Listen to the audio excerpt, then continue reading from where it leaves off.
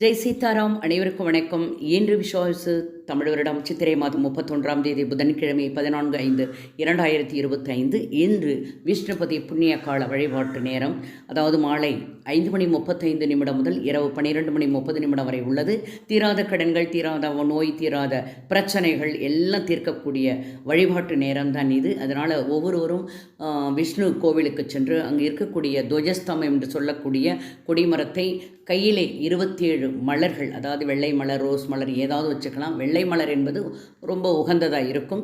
அதாவது மல்லிகை, முல்லை ஏதாவது வைத்துக்கொண்டு 27 முறை சுற்றி வந்து ஒவ்வொரு முறையும் ஒவ்வொரு சுற்று முடிந்ததும் அந்த ஒரு மலரை அதில் போட்டு அந்த கொடிமரத்து கீழே போட்டு விழுந்து வணங்கணும். வணங்கிட்டு கடைசியில் 27 சுற்று முடிஞ்ச பிறகு நமஸ்காரம் பண்ணிட்டு கொடிமரத்துக்கு உள்ளே போயிட்டு கோவிலுக்குள்ளே தாயாரையும் பெருமாளையும் சுற்றி வந்து வணங்கணும்.